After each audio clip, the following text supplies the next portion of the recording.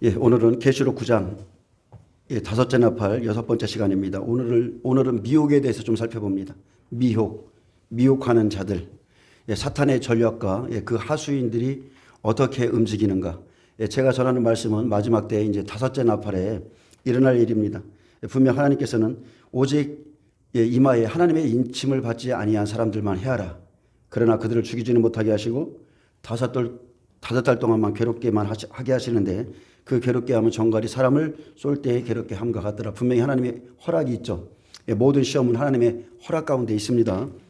자, 사탄은 하나님께 욥의 몸에 손을 대지 않은 채 그의 소유물을 치는 것을 허락받아서 그대로 행했습니다. 이 시기가 이래서 산나팔이라고 그랬어요. 2년입니다. 또 욥기 2장 1절에 보면 또 하루는 이렇게 시작합니다. 또 하루는 다른 날이라는 거죠.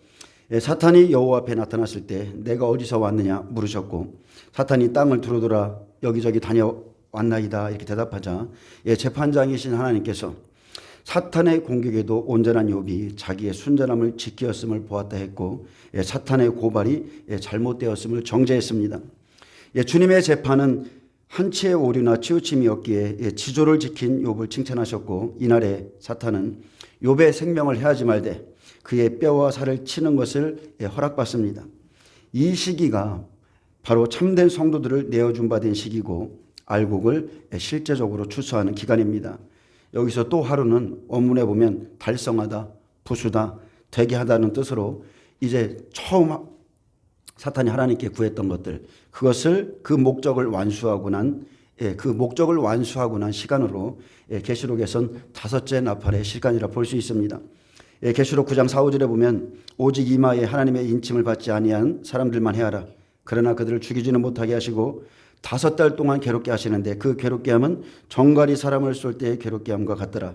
그 날에는 이렇게 했어요. 그 날에는 사람들이 죽기를 구하여도 죽지 못하고 죽고 싶으나 죽음이 그들을 피하리로다. 그래서 이 또하루라는 시간은 바로 그날 이러한 날의 시작을 의미합니다. 자, 욥을 죽이지는 못하게 하시되 괴롭히고 못살게 굴도록 허락받은 사탄이 나갔습니다. 나가서 즉시 욥을 침으로 발바닥에서 정수리까지 괴롭게 하는 종기가 나므로 이 온몸에 악창이 났죠. 욥이 얼마나 괴로운지 제 가운데 앉아서 질그릇 조각으로 자신의 몸을 긁고 또 긁으며 고통받을 때 뱀이 그랬듯이 마귀는 이제 유혹하는 자로서 욥의 아내를 이용해서 그가 하나님을 저주하도록 충동질합니다. 사탄은 욥의 뼈와 살을 쳐 욥의 위로가 사라졌을 때 그를 괴롭히고 유혹하도록 욥의 아내를 사용했습니다. 창세기에서부터 시작한 그 어떤 영적인 순서죠. 사탄이 없앨 수 있는 허락을 받았음에도 불구하고 어떤 것을 남겨두었다면 거기에는 어떠한 강교한 계획이 숨겨져 있는 겁니다. 하나님이 다 치라, 다 부수라, 멸하라 했음에도 무언가를 남겨뒀다면 그것으로 인해서 사탄의 강교한 계획이 숨겨져 있습니다. 하하가 분명 선악과를 따먹고 그 열매를 자기와 함께 있는 남편에게 주어 먹게 한 것처럼 욥의 아내는 이제 욥에게 가서 충동질하기 시작했는데 당신이 그래도 자기의 온전함을 굳게 지키느냐?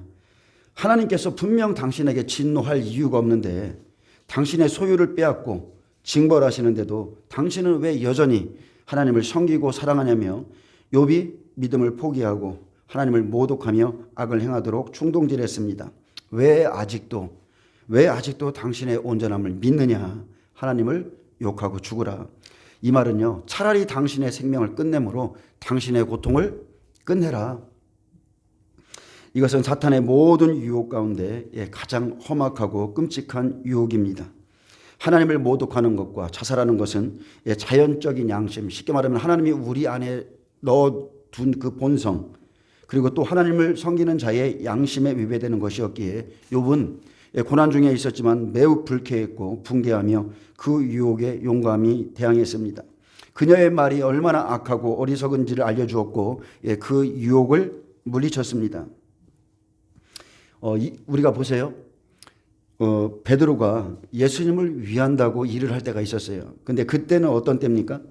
예수님께서 아버지의 뜻을 행하려 할 때, 아버지께서 주신 잔을 받으려 할 때 베드로는 그리하지 마옵소서 이렇게 말했죠.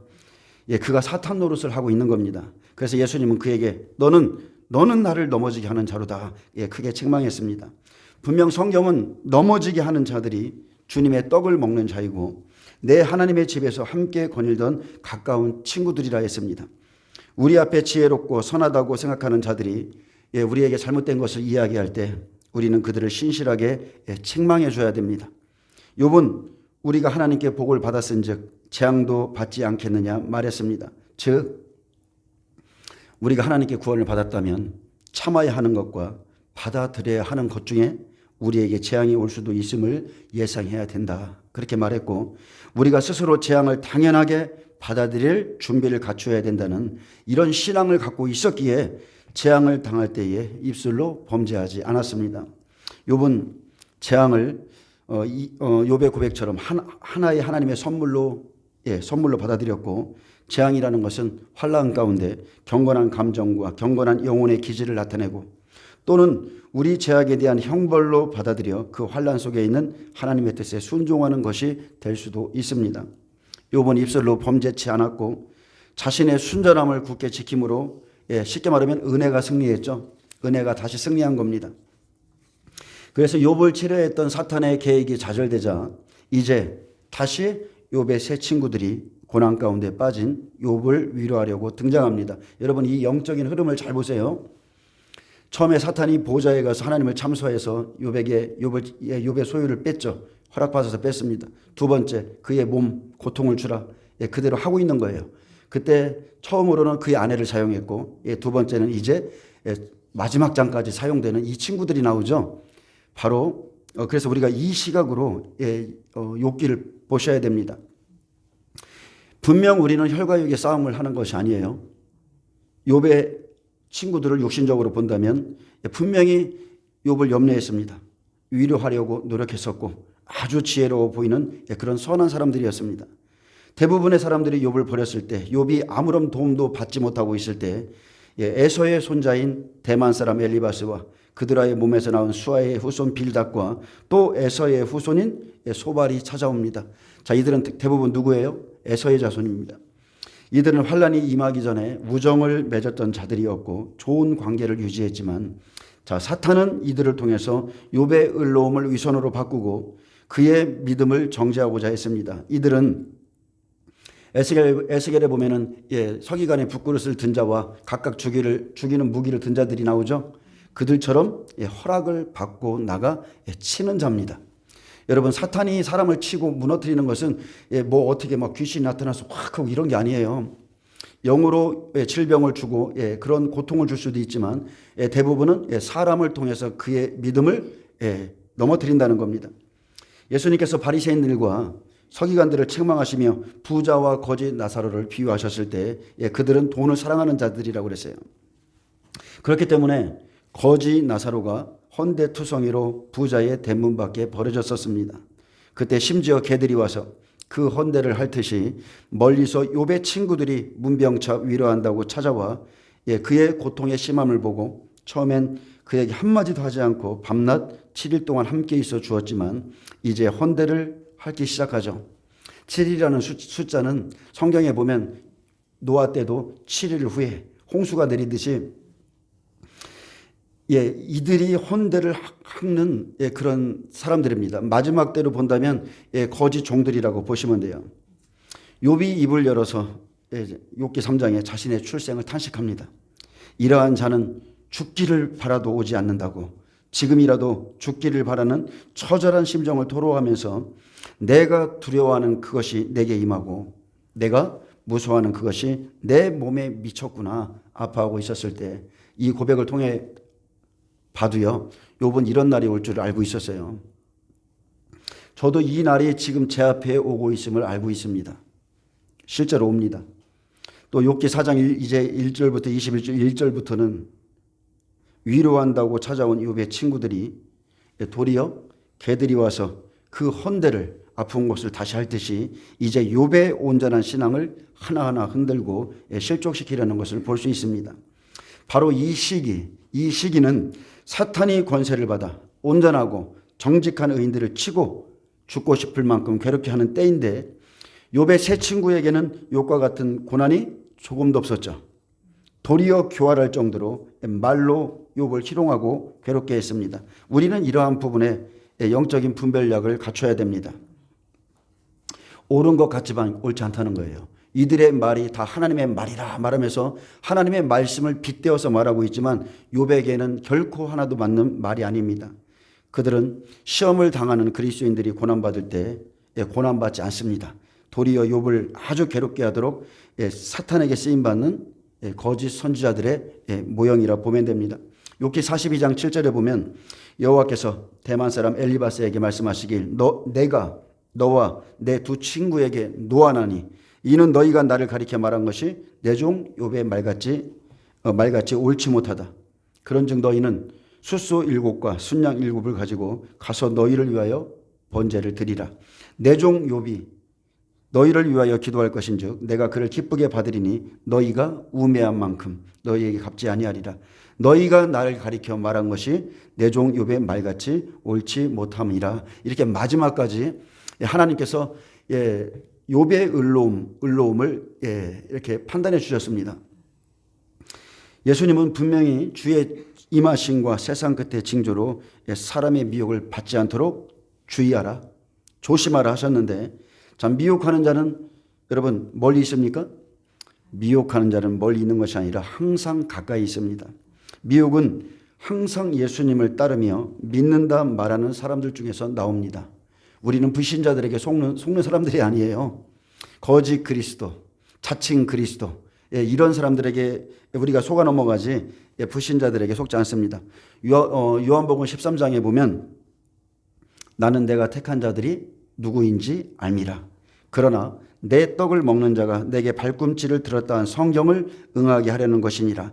지금부터 이 일이 일어나기 전에 미리 너희에게 일러두면 이 일이 일어날 때에 내가 그인 줄 너희가 믿게 하려 함이라. 요한복음에 보면요, 이 말씀이 계속 반복됩니다. 계속 반복돼요. 일이 일어나기 전에 내가 너희에게 미리 말했다. 그렇기 때문에 일이 일어나면 이것이 참인 줄 알라.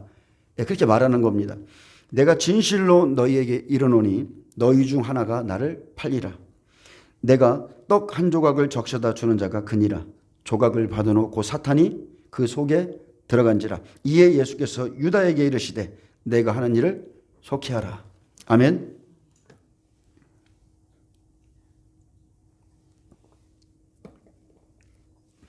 이 시기가 바로 예수님을 넘겨주도록 하나님이 작정하신 시기죠. 작정하신 때가 왔어요.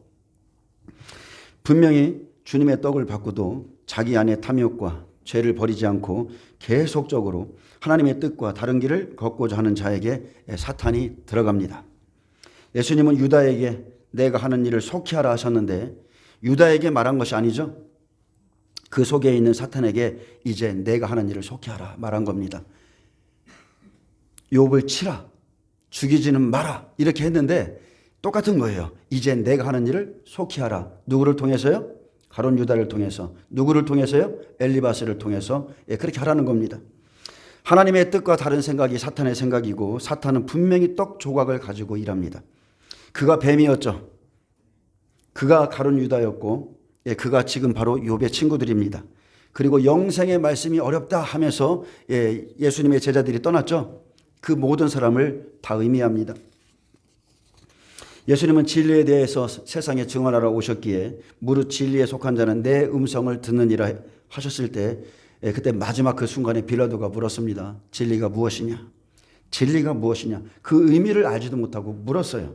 근데 결국 진리가 없었기에 십자가에 못 박도록 예수를 넘겨줬습니다. 여러분, 진리가 무엇입니까? 우리가 지금 욥기 4장을 살펴보고 있는데 진리가 무엇입니까? 오늘 본문에 엘리바스가 보았다고 한 그 환상, 그 음성이 주님이 말씀하신 진리입니까? 그런데 이 시대는 이것을 진리라고 여겨요. 겉보기엔 욥을 향한 엘리바스의 말이 틀림없는 하나님의 말씀 같지만 그것은 그냥 한 조각의 사탄의 떡 조각일 뿐입니다. 그가 하는 모든 말은 욥의 순전한 믿음과 시험 중에 있는 욥에게는 하나도 맞지 않는 말입니다. 욥은 이미 환난 전에 하나님께 인정을 받았고 지금은 그의 온전함 때문에 시험을 받고 있습니다. 그런데도 생각해보라. 죄 없이 망한 자가 누구인가? 엘리바스가 욥을 책망하면서 너의 고난은 죄값 때문이라 참소합니다. 근데 우리도 이런 실수를 얼마나 많이 하는지 모릅니다. 그는 진리로 판단하지 않고 눈에 보이는 대로 판단하고 있었습니다.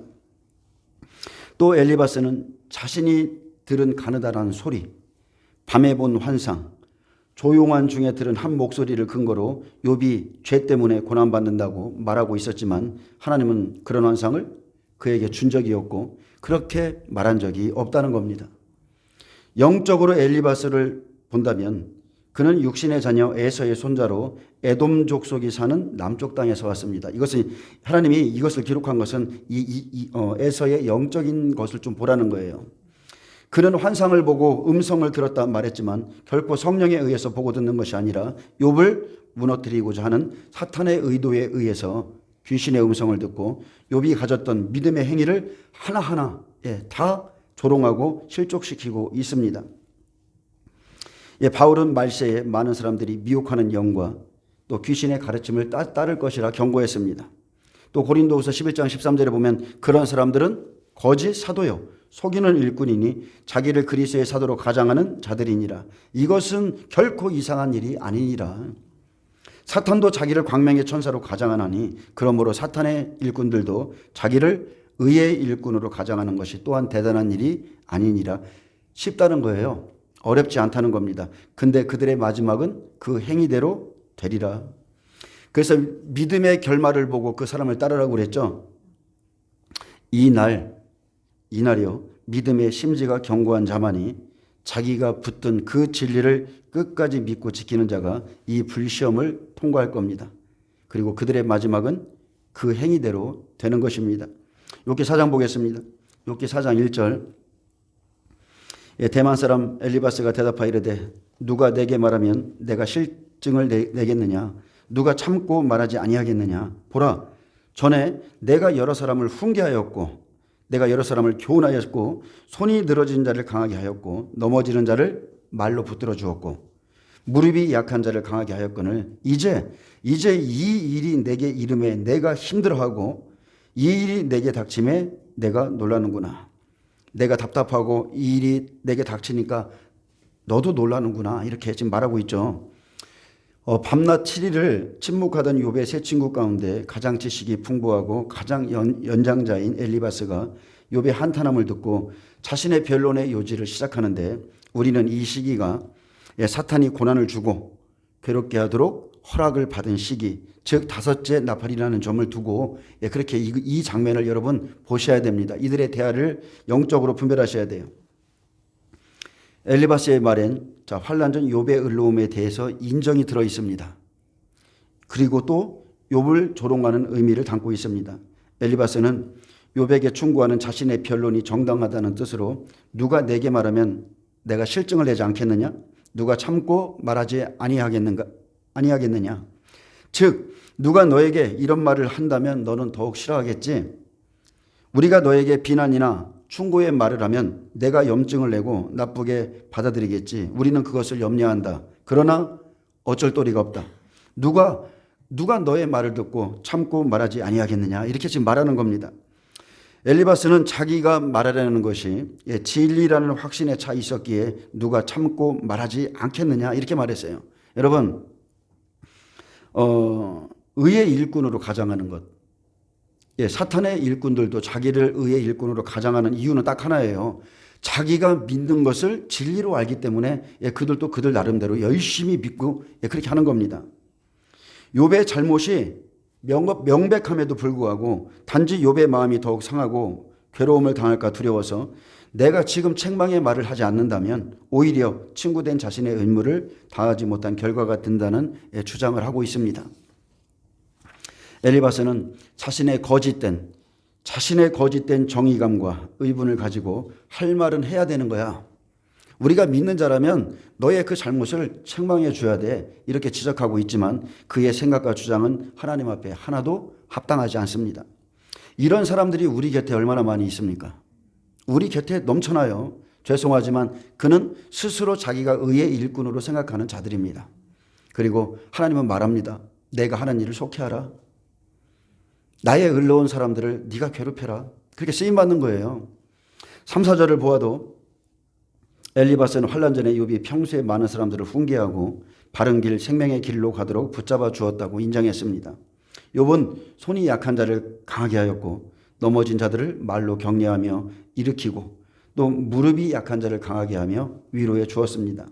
그들이 주님의 일과 봉사와 영적인 전투를 잘하도록 도와주었고 영적인 은혜, 쉽게 말하면 영적인 자비를 베풀었으며 또한 자신의 경건과 완전한 행함을 가졌던 과거의 욥의 생활을 칭찬해 주므로 자 이제 이렇게 칭찬해 준 이유가 뭐냐면 이제 욥을 꾸짖기 위한 자기의 의도한 그 책망이 더 잘 받아들여지게 하려 하고 있다는 거예요.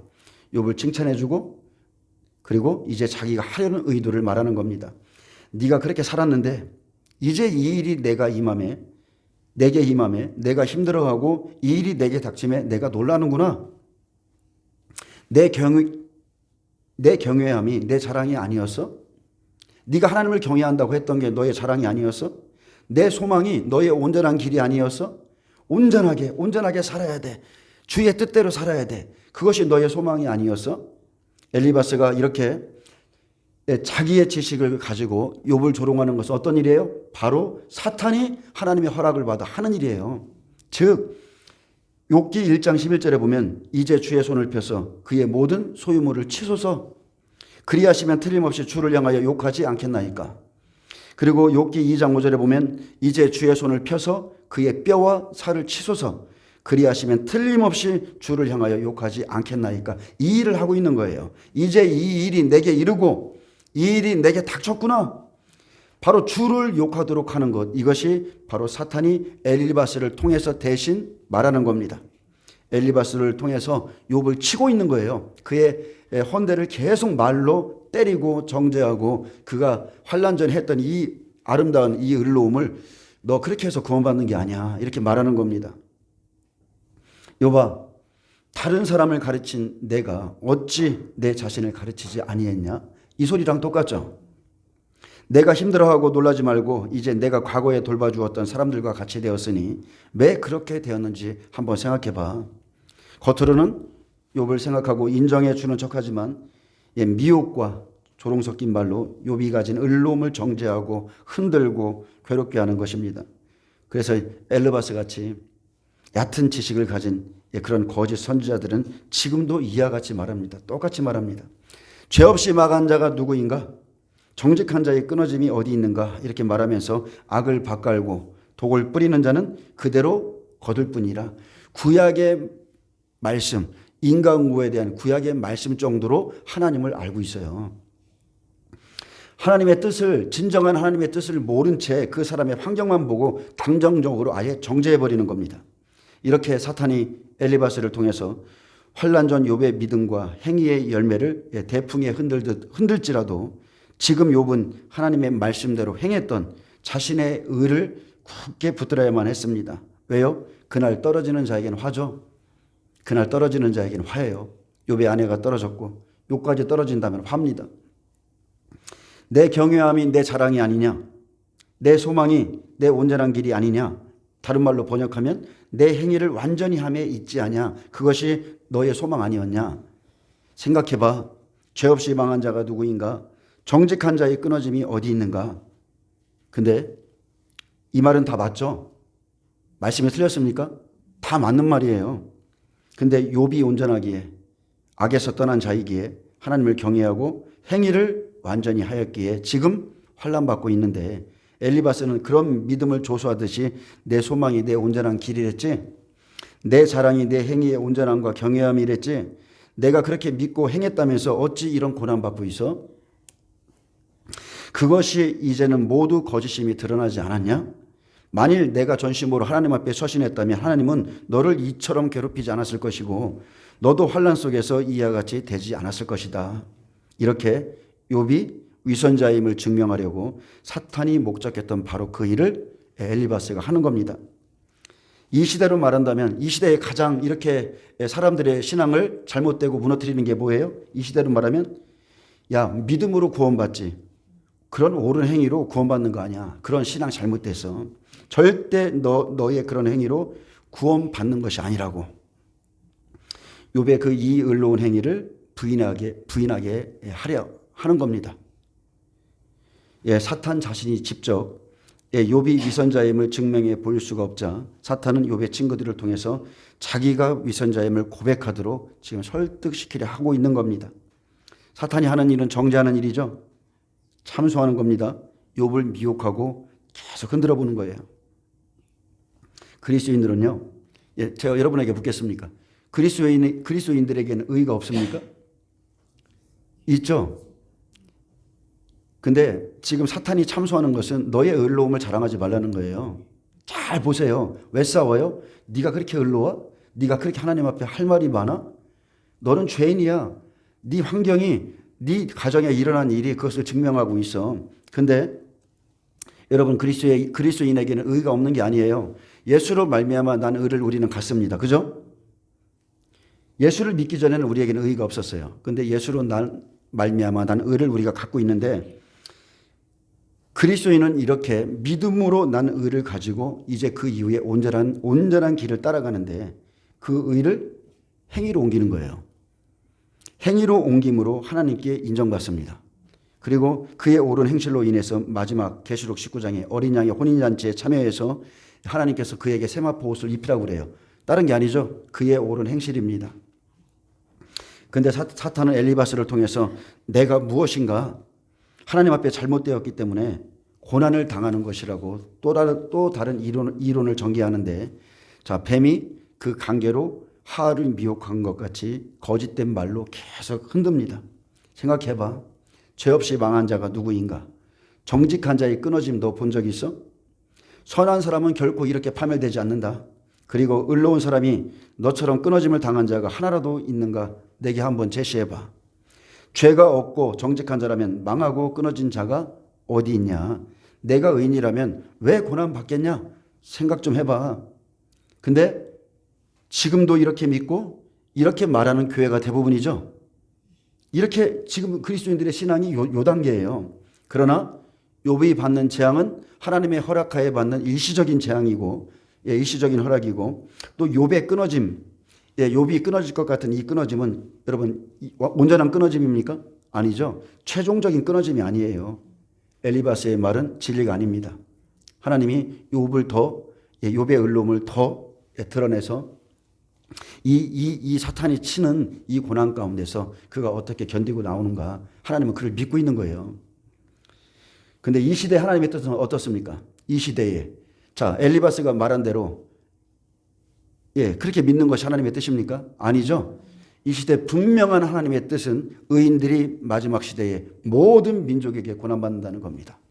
모든 민족에게 하물며 자기 가족에게도 마지막 때는 고난받을 거라고 그랬어요. 그래서 내가 화평을 주러 온 것이 아니라 검을 주러 왔다 그랬어요.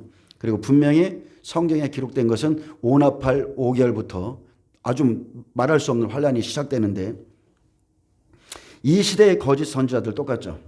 하나님의 시간 속에서 의인들이 고난받는 것을 모르기 때문에 그날에 가면 내가 의인이라면 왜 고난받아? 그런 일은 있을 수 없어. 너가 환난 전에 어떠한 무슨 일을 잘못했기 때문에 너는 지금 고난받는 거야 라고 똑같이 할 겁니다. 마지막 때 마지막 때 교회는 똑같아요. 이러한 자들에 의해서 휴거의 미혹에 빠지고 그래서 우리가 휴거의 미혹에 빠질 게 아니라 의인들의 고난이 준비되어 있음을 믿고 여러분 준비하고 계셔야 됩니다. 아멘. 예수님의 삶이 그래서요. 때가 온다. 아버지께서 내게 예비하신 때 그 잔을 받을 때가 온다. 계속 말씀했어요. 내가 미리 너희에게 말하였노라. 그 때가 오면 알게 될 것이다. 내 인자가 십자가에 못 박히고 3일 후에 살아나리라. 계속 그날 내가 어떠한 죽음과 부활을 맞이할지를 알고 가셨어요. 우리 똑같습니다. 제가 지금 여러분에게 하는 말은 뭐예요? 우리도 3년 6개월 후에 100배들은 부활할 것이고 휴거가 일어날 것이며 60배들은 예비처로 갔다가 천년왕국에 들어가요. 천년 동안 살 것이고 나머지 30배들은 순교할 것이다. 그러니 준비하라. 그날에 가면 알게 될 것이다. 근데 엘리바스가 이렇게 말합니다. 내가 보건대 악을 밭갈고 독을 뿌리는 자는 그대로 거두나니 다 하나님의 이 기운에 멸망하고 그의 콧김에 사라지느니라. 자, 엘리바스가 욥을 책망하는 요지는 결국 지난날 욥의 선행과 교훈까지도 실상은 악을 밭갈고 독을 뿌리는 일이었음을 지금 현재의 고난이 증거하고 있다는 뜻입니다. 악을 밭갈고 독을 뿌리는 자는 그대로 거둔다. 다 하나님의 이 기운에 멸망하고 살아가지는 것이다. 그게 욥아 너야. 죄 없이 망하는 거 없다. 욥이 사람들 앞에서 을로와 보였는데 너가 뿌린 그 밭을 갈고 뿌린 것은 진리가 아니라 독이었다며 뿌린 대로 거두는 것뿐이라 이렇게 말합니다. 우리는 더 이상 내가 어떤 신앙 고백을 하든 간에 내가 악을 밭갈고 독을 뿌렸다고 판단할 수밖에 없다. 그러니 다 하나님의 이 기운과 그 콧김에 멸망하리라. 그러면서 엘리바스가 지금 뭐를 상기시켜요? 욥의 자녀들을 위해 그 집이 무너진 일을 이 말 속에 슬며시 넣어서 자꾸 상기시키는 거예요. 너가 잘못됐기 때문에 하나님께 너희 집안이 그렇게 된 거야. 막 이렇게 상기시킵니다. 엘리바스는 갈수록 욥이 가졌던 그 온전한 행위로 영생에 들어가는 것이 아니라고 부인하게 만듭니다. 우리가 처음 예수님을 믿을 때 오직 믿음으로 구원받는데 너는 왜 그렇게 행위로 받으려고 하니? 왜 그렇게 해서 고난을 받으려고 해? 하면서 조롱하는 것과 같아요. 우리는 오직 믿음이면 돼. 선하고 의로운 자는 절대 하나님 앞에 고난받지 않아. 우리는 고난 통과하지 않아. 근데 성경은 뭐라고 말해요?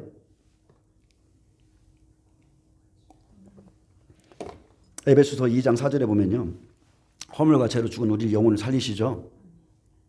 긍휼이 풍성하신 하나님이 우리를 사랑하신 그 큰 사랑을 인하여 허물과 죄로 죽은 우리를 그리스도와 함께 살리셨고 너희는 은혜로 구원을 받은 것이라.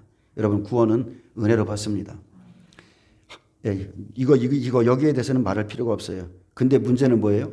구원을 받고 난 후에 요한복음 14장 6절에 내가 곧 길이요 진리요 생명이라 나로 말미암지 않고는 아버지께로 올 자가 없느니라. 그렇기 때문에 예수님이 가신 그 길, 예수님이 증거하셨던 그 진리, 예수님이 우리에게 주시고자 했던 그 생명 오직 그것이 아니면 아버지께로 갈 자가 없어요. 그래서 은혜로 구원받은 자는 이제 길이요 진리요 생명의 말씀으로 자신을 스스로 준비함으로 영생에 들어가는 겁니다. 아멘. 바울은 이렇게 말했어요. 갈라디아서 6장 9절에 우리가 선을 행하되 낙심하지 말지니 피곤하지 아니하면 때가 이름에 거두리라 했습니다. 사탄이 이렇게 아무리 욥을 정죄할지라도 엘리바스가 아무리 욥을 정죄할지라도 욥이 낙심할 필요가 없습니다. 내가 가는 길을 오직 그가 아십니다. 남들이 보는 시선 그리스도인들은 신경 쓸 거 없어요. 내가 가는 길 오직 그만이 아세요. 주님께서 그리고 뿌린 대로 거두십니다. 그날 양과 염소 알고 가라지 다 나눠져요. 그러므로 주께서 재림하시는 때까지 낙심하지 않고 선을 행하는 자들은 하나님이 그대로 다 거두는 겁니다. 저와 여러분 언약 백성이죠. 하나님의 말씀으로 언약을 맺은 백성이에요. 그래서 우리가 말씀을 가지고 있어야 되고 반드시 말씀에 대한 행위가 있어야 되며 그 생명의 법으로 우리는 영생에 들어가는 존재입니다. 말씀에 대한 순종의 삶이 있어야 영생이죠. 순종은 신앙의 열매예요. 행위의 열매인 거예요. 순종함으로 열매를 맺고 그 열매를 가지고 우리가 아름다운 나무였음을 증거하고 하나님 나라에 들어갑니다. 그래서 야고보서 2장 14절에 보면 내 형제들아 만일 사람이 믿음이 있노라 하고 행함이 없으면 무슨 유익이 있으리요? 그 믿음이 등이 자기를 구원하겠느냐? 그런 믿음은 자기를 구원할 수 없다는 거죠. 행함이 없는 믿음은 아무 유익이 없다는 겁니다. 만일 형제나 자매가 헐벗고 일용할 양식이 없는데 너희 중에 누구든지 그에게 이르되 평안히 가라 덥게 하라 배부르게 하며 그 몸에 쓸 것을 주지 아니하면 무슨 유익이 있으리요? 우리의 신앙이 이렇습니다. 말로만 합니다. 근데 이것은 죽은 믿음이라는 거예요. 이와 같이 행함이 없는 믿음은 죽은 것이라 너의 믿음은 죽은 것이라 어떤 사람은 말하기를 너는 믿음이 있고 나는 행함이 있으니 행함이 없는 내 믿음을 내게 보이라. 여러분 믿음이 보여집니까? 안 보여집니까? 믿음은 영적인 거예요. 내 마음 안에 있어요. 근데 믿음은 보여지는 거예요. 내 안에 그리스도가 계시면 그리스도는 나를 통해서 나타나게 돼 있어요. 그래서 나는 행함으로 내 믿음을 내게 보이게 이런 거예요. 내가 하나님은 한 분이신 줄 아느냐? 내가 하나님은 한 분이신 줄 믿느냐? 잘 아는도다. 귀신들도 믿고 떠느니라. 그런 믿음은 귀신들도 갖고 있어. 하나님은 귀신들도 믿고 떠는 그런 믿음은 가지고 있어. 아, 허탄한 사람아, 행함이 없는 믿음이 헛것인 줄을 알고자 하느냐? 우리 조상 아브라함이 그 아들 이삭을 제단에 바칠 때에 행함으로 의롭다 하심을 받은 것 아니냐? 내가 보거니와 믿음이 그의 행함과 함께 일하고 행함으로 믿음이 온전하게 되었느니라. 아멘. 아멘이시죠? 믿음과 행함은 하나입니다. 고난과 영광도 하나예요. 욥의 믿음은 행함이 있는 온전한 믿음이었기 때문에 사탄 앞에서 하나님이 그렇게 칭찬하신 거예요. 그와 같은 자가 없다는 거예요. 악에서 떠나고 온전하고 하나님의 말씀을 순종한 사람은 없다는 거예요. 그렇기 때문에 욥이 잘못된 것을 느꼈을 때는 자기 자녀들을 위해서 항상 번제를 드린 겁니다. 엘리바스의 이러한 말들, 바리새인들의 말들, 그것은 믿음의 증거가 아니죠. 입으로 보암직하고 먹음직하고 이런 것을 쏟아놓는다 해서 그 사람이 참된 믿음을 갖고 있느냐? 절대 아니라는 거예요. 사람들은 외식하면서도 말로 생긴 믿음을 자기의 의로 갖고 있는 분 엄청 많습니다. 말로만 살았어요. 믿음이. 행함이 없는 믿음을 가진 자, 바리새인들처럼 외식하는 자, 그들은 결코 의롭다 하심을 얻지 못하기 때문에 너희 의가 바리새인과 서기관과 바리새인보다 더 낫지 못하면 결코라고 그랬습니다. 그들보다 더 나은 의를 갖지 못하면 너희는 결코 천국에 들어가지 못하리라 했습니다. 그래서 여러분은 여러분의 의를 갖고 계셔야 돼요. 아멘. 예수님은 죄인을 구하러 오셨지만, 그래서 우리에게 성령을 주셨지만, 이제 다시 예수님 강림하실 때는 바리새인보다 더 낫지 못하면, 너희 의가 낫지 못하면 결코 천국에 들어가지 못한다 했습니다. 아는 것은 믿음이 아닙니다. 말로만 성경 보고 있는 것은 믿음이 아니에요. 하나님을 경배하고 예배하는 것은 몸이 나와서 내 안에 계신 그리스도를 제물 삼아 드리는 거예요. 민수기 15장 32절에 보면 여호와께서 모세에게 분명히 계명을 알려줬습니다. 안식일에 일하는 그 사람은 반드시 죽이라. 근데 안 믿죠? 안식일에 일하는 그 사람은 반드시 죽이라. 근데 그러므로 이스라엘 자손이 광야에 거류할 때 안식일에 어떤 사람이 나무하는 것을 발견하고, 그리고 그것을 발견한 자가 모세에게 갔죠. 모세가 여호와께 기도했습니다. 그리고 여호와의 명령대로 온 회중이 진영 밖에서 그를 돌로 쳐 죽였습니다. 모세의 율법은 하나님의 말씀이에요. 하나님의 말씀에 안식일을 범한 자 죽임을 당한다고 되어 있습니다. 하지만 이렇게 그냥 알고 있는 말씀은 행위가 아니죠. 행위가 아니에요. 하나님을 아는 것이 아닙니다. 여러분, 말씀대로 행하는 것이 그것이 영생입니다. 나는 그의 명령이 영생인 줄 아노라. 그렇기 때문에 이 시대에, 마지막 시대에 세상의 소식을 듣고 아는 것이 중요한 게 아니라 짐승의 표를 받지 마라, 우상에게 경배하지 마라, 말씀대로 행하는 자만이 영생입니다. 아멘. 알고만 있으면 뭐예요? 그날 오면 짐승의 표 받고, 그날 조금만 어려워지면 우상에게 경배하고 한번 그냥 고개 숙이고 말지, 이것은 영생이 들어갈 수 없습니다. 욥의 친구들은 그러했기 때문에 고난이 없는 거예요. 욥과 같은 삶을 안 살았기 때문에 고난이 없습니다. 그래서 하나님께서 다섯째 나팔에 하나님의 욥의 친구들을 본다면, 다섯째 나팔로 비교해 본다면 그들은 하나님의 인침을 받은 자들이 아니죠. 그들의 말은 일부 다 성경적입니다. 그들은 하나님의 말씀을 알고 있어요. 쉽게 말하면 갈라디아서 6장 7절에 사람이 무엇으로 심든지 그대로 거두리라. 로마서 6장 23절에 죄의 삭은 사망이다. 시편 37장에 의인이 버림을 당하거나 그 자손이 걸식함을 보지 못하였도다. 그렇기 때문에 다 심은 대로 거둔다. 이들은 말씀을 응용해요. 성경은 분명 그 행위에 상응하는 보응 원리가 있다고 우리에게 가르칩니다. 그런데 진짜 중요한 건 이겁니다. 우리가 때를 따른 양식을 먹어야 하는 이유는 그런 보편적인 원리가 적용되지 않는 때가 있기 때문이죠. 하나님은 악이 득세하도록 놔두실 때도 있고 죄악이 관영이 차길 기다리시는 때도 있으며 세상의 회개와 의인의 신앙적 유익을 위해서 악을 바로 심판하지 않고 유보하시기도 합니다. 우리가 성경을 읽을 때 엘리바스의 지금 이 말이 옳은 것 같지만 엘리바스는 지금 하나님의 말씀을 이용해서 하나님의 섭리를 단순한 차원에서 그냥 이해하고 욥에게 적용시키는 것뿐입니다.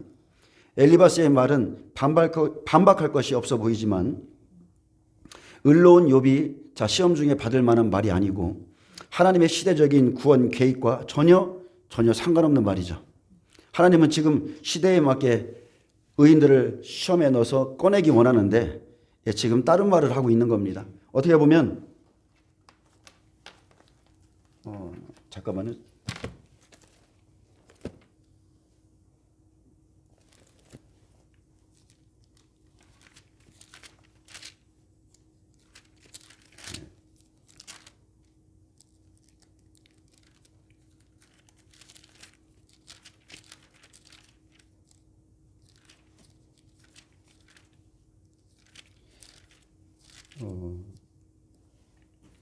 예.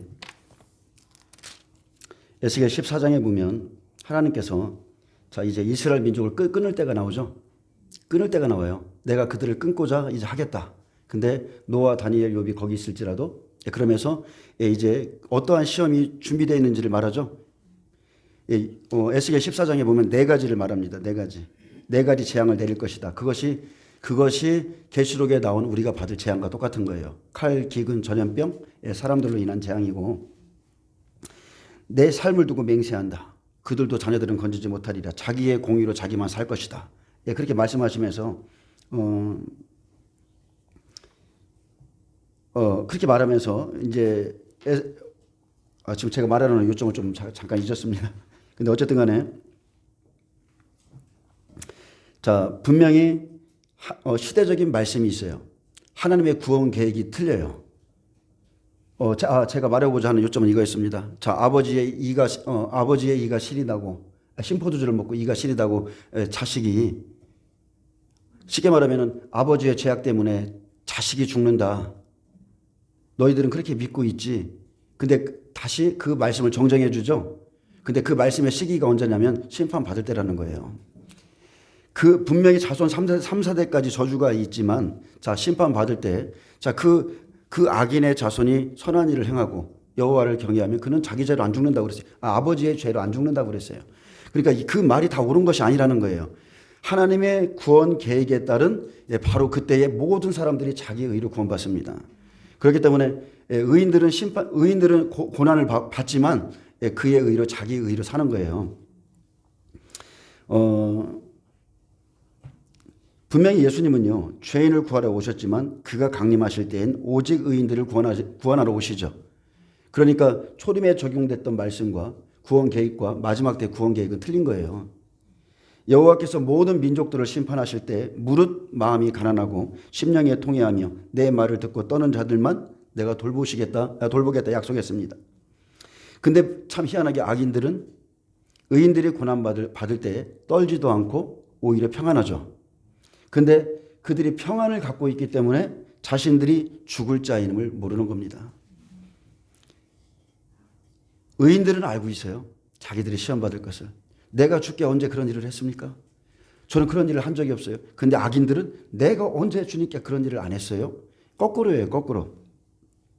그들은 늘 평안하기 때문에 지금 주님의 심판이 이 땅에 임하고 있어도 모르는 거예요. 모릅니다.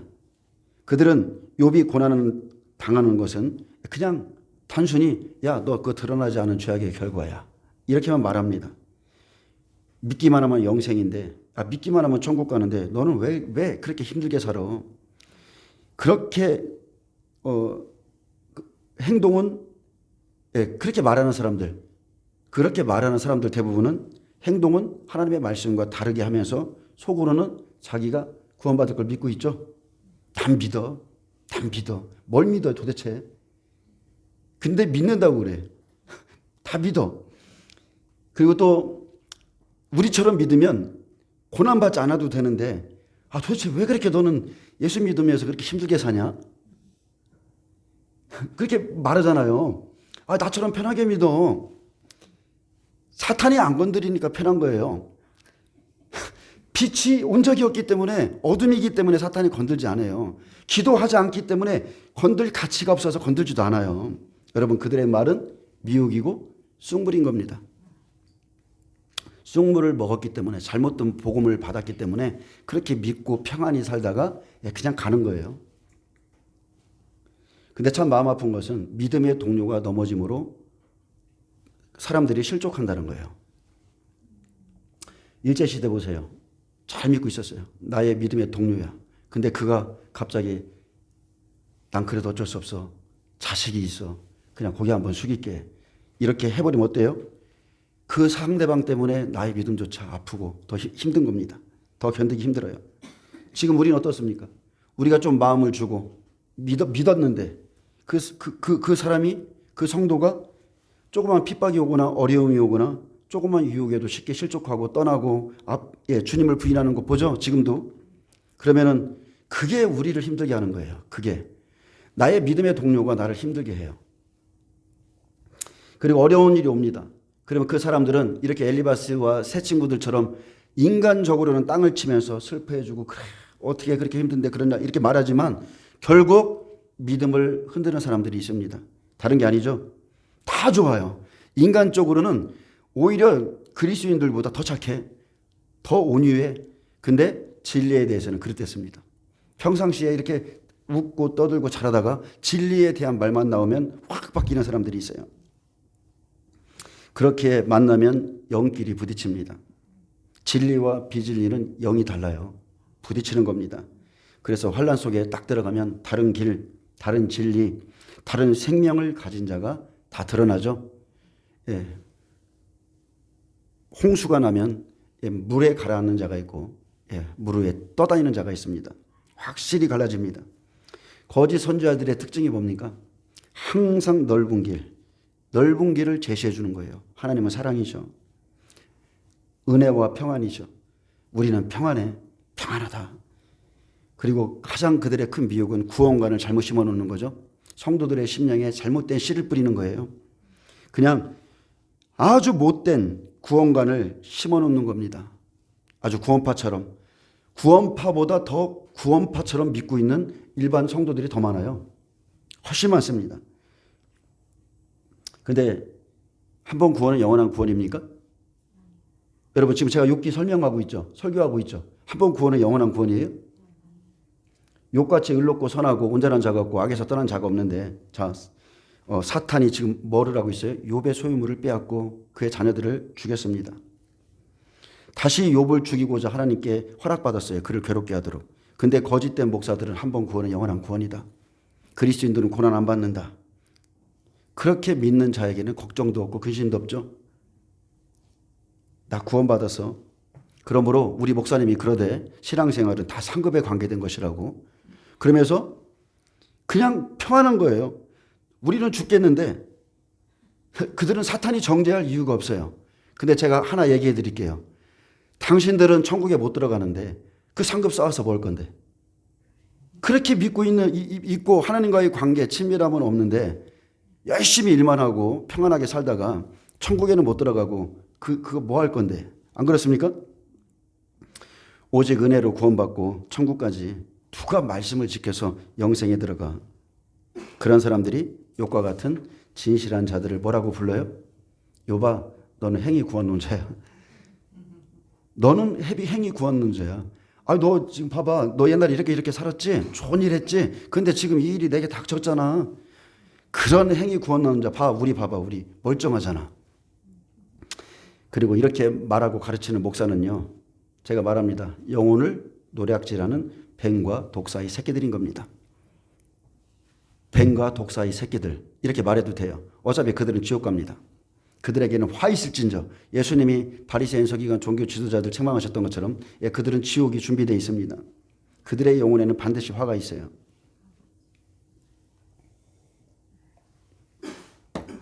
요한복음 14장 23절에 보면 사람이 나를 사랑하면 내 말을 지키리니 내 아버지께서 그를 사랑하실 것이요 우리가 그에게 가서 거처를 그와 함께 하리라. 내 말을 지키는 자에게 거처를 함께 하겠다 했어요. 나를 사랑하지 아니하는 자는 내 말을 지키지 아니하나니 너희가 듣는 말은 내 말이 아니요 나를 보내신 아버지의 말씀이니라. 그리고 예수님께서 하나님의 말씀은 명령은 영생이라고 그랬어요. 또한 요한일서 4장 5절에 보면 그들은, 참 이게 굉장히 중요한 말입니다. 요한일서 4장 5절에 보면 그들은 세상에 속한 거로 세상에 속한 말을 하매 세상이 그들의 말을 듣느니라. 엄청나게 중요한 말이죠. 이 한 말씀으로도 지금 내가 세상에 속한 자인지 세상 임금에게 속한 자인지 아닌지를 알 수 있는 겁니다. 여러분 지금 무엇을 듣고 있습니까? 여러분 지금 유튜브를 청취하더라도 도대체 무엇을 듣고 무엇을 보고 여러분의 입에서 무엇을 말하고 있습니까? 여러분이 세상의 소식만 듣고 있다면 뭐 4차 혁명, 뭐 백신, 뭐 마지막 때 어떻고 저쩌고 하나님의 말씀을 하나도 안 보면서 내 영혼을 준비하는 하나님의 말씀을 안 보면서 그런 소식만 듣고 있는 것이 여러분이 지금 선악과를 먹고 있는 거예요. 그것이 바로 미혹의 영이라는 거예요. 세상에 속한 말이라는 거예요. 우리는 하나님께 속하였으니 하나님을 아는 자는 우리의 말을 듣고 하나님의 말씀을 듣죠. 우리는 하나님 말씀밖에 할 게 없어요. 하나님께 속하지 아니한 자는 우리의 말을 듣지 아니하나니 진리의 영과 미혹의 영을 이로써 아느니라. 미혹의 영이 하는 게 뭐라고요? 세상에 속한 말을 하는 겁니다. 세상에 대한 것을 알게 하는 거예요. 그리고 세상에 속한 자는 그들의 말을 듣습니다. 마태복음 7장 21절에 나더러 주여 주여 하는 자마다 다 천국에 들어갈 것이 아니요 다만 하늘에 계신 내 아버지의 뜻대로 행하는 자야 들어가리라. 두 가지가 나오죠. 하나님의 뜻. 하나님의 말씀을 모르기 때문에 하나님의 뜻이 뭔지 몰라요. 이 시대에 대한 하나님의 뜻이 뭔지 몰라요. 그리고 또 하나는 뜻대로 행하는 자라야. 그냥 말로만 믿는 것이 아니라 여러분 반드시 행하셔야 됩니다. 마지막 때 이런 일이 있을 것이다. 준비하라. 여러분 준비하셔야 돼요. 마지막 때 믿음의 60배들이 고난받을 때 욕과 같은, 욕은 원래 100배입니다. 자, 분명히 우사에게 경배한 일이 있죠. 우리 시대에. 그리고 짐승의 표를 받게 하는 사건이 생길 것인데 거짓 선지자들은 이렇게 말하는 겁니다. 그냥 믿으면 돼. 표 받고 안 받고 그런 게 중요한 게 아니야. 우사에게 절하고 안 하고 행위로 구원받는 거 아니야. 우리는 믿음으로 이미 구원받았어. 행위가 아니라 오직 믿음으로 구원받는다고 하는 사람들이 여러분 바로 미혹하는 자예요. 꼭 분별하시길 바랍니다. 우리는 행위가 아니라 오직 믿음으로 구원받는다. 그게 이 시대의 최고의 사탄의 전략인 거예요. 여러분은 행위로 구원받습니다. 여러분 예수님을 믿는 것은 거저 믿고 거저 구원받았지만 마지막 여러분의 행위로 짐승의 표를 거부함으로 우상에게 경배하지 아니함으로 그렇게 구원받습니다. 그런 사람들이 그런 환경이 오면 가장 먼저 가서 경배하고 우상에게 경배케 하고 짐승의 표도 상징이라 하면서 봐봐봐 나도 받았어. 좋대. 이것만 탁 대면 열리대. 그러면서 그냥 그들이 앞장서서 하는 거예요. 여러분 코로나 때 못 봤습니까? 코로나 딱 터지자마자 교회에 QR코드를 맨 먼저 도입하고 그죠? 그 일을 누가 했습니까? 목사님들이 했잖아요. 이 사람들은 어떻게 돼요? 욥기 4장 9절입니다. 다 하나님의 입기운에 멸망하고 그 콧김에 사라지느니라. 이것을 엘리바스가 욥에게 할 말이 아니라 바로 엘리바스가 드려야 될 말이에요. 그들은 다 사라집니다. 욥이 아니라 이렇게 말하는 자들이 다 지옥으로 사라집니다. 욥기 4장 10절에서 21절에 보면 자 의인은 없나니 한 사람도 없다 이렇게 말하는 사람들 있죠. 지금 교회 안에서도 이렇게 말합니다. 봐 의인은 없어. 한 사람도 없어. 근데 하나님은 지금 뭐를 찾으러 와요? 의인을 찾으러 오시는데 그냥 의인은 없어. 이렇게 말하는 자들은 또 뭐라고 하냐면 야 너희가 어떻게 예수님을 닮아가냐. 우리는 육신을 갖고 있어서 예수님 닮아가는 생활을 할 수 없어. 신앙생활 왜 그렇게 도대체 힘들게 해. 이 사람들이 이렇게 말합니다. 이들은 하나님의 말씀보다 하나님의 진리보다 오히려 귀신의 지절거리는 헛된 음성을 듣고 따라가는 사람들입니다. 엘리바스와 같은 종들이 하는 말을 더 신뢰한다는 거예요. 내가 이렇게 환상 봤어. 내가 주님이 나에게 이렇게 말씀하셨어. 진리가 아닌데 그들이 하는 말을 말씀 위에 두고서 야 우리 목사님 신령하네. 저렇게 뭔가를 봤대. 사람의 말을 진리보다 더 신뢰하고 따라갑니다. 이 시대의 목사들이 어떤 목사는 그래요. 그가 항상 하는 일은 하나님의 말씀을 증거하는 게 아니라 고민 들어줘요. 전화로 상담해줘요. 그런 목사의 말을 신뢰하고 따라가는 거예요. 말씀을 따라가는 게 아니라 위로해주고 괜찮아 평안해. 그래도 하나님은 당신을 사랑해. 다 이러면서 하나님이 말씀하는 그 말씀에 대한 경계를 안 받는다는 거예요. 제 말이 틀렸습니까? 사자의 우는 소리와 젊은 사자의 목소리가 그치고, 싸나운 사자의 목소리가 그치고, 어린 사자의 이가 부러지며 늙은 사자는 사냥한 것이 없어 죽어가고 암사자의 새끼는 흩어지느니라. 자, 목자를 치면 양이 흩어지죠. 젊은 사자, 늙은 사자를 통해서, 이제 사자를 통해서 엘리바스가 하고자 하는 말은 욥을 악인이라 이렇게 지금 비유하는 겁니다.